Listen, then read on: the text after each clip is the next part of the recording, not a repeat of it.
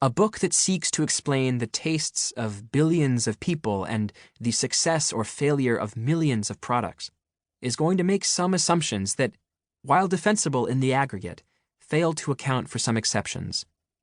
I've tried to avoid making sweeping statements that aren't supported by a significant body of evidence. But taking great care to avoid wrongness is not the same as always being right. A few months before I started writing this book, I found 2 quotes that I liked. I copied them to a note on my computer that I could always see. They are the quotes at the beginning of this chapter. The first quote comes from Italo Calvino's book, Invisible Cities. It is an ode to complexity. Kublai Khan asks if there is a single stone that supports a bridge. Marco Polo responds that a bridge stands not because of one solitary rock, but because of an arch drawn through many stones.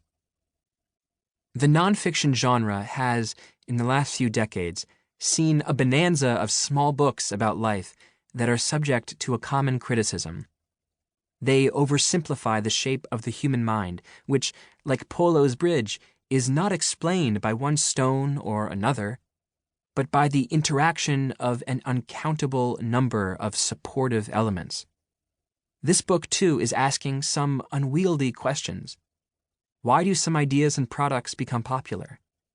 What factors draw the line between hits and flops? The effort to find satisfying answers to these questions will naturally require some generalization.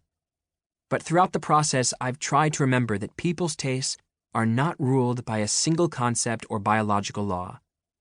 Rather, the shape of an individual's preferences is an arch supported by many stones.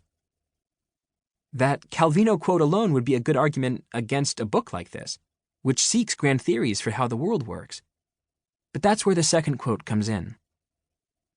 Borges describes an empire with a cartography guild so advanced that it designs a life-size map.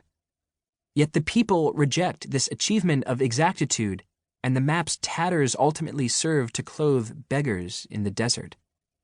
There is virtue in simplicity.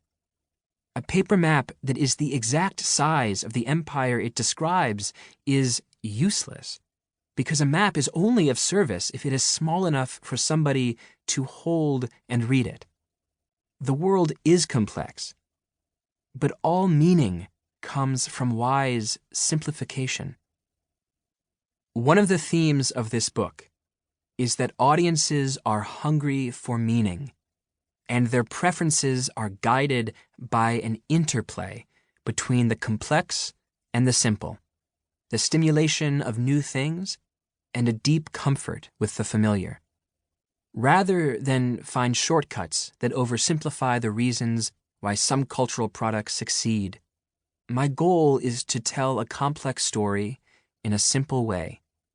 The spine of this book is too small to hold Marco Polo's bridge. At best, I hope to find good stones to draw a fine map.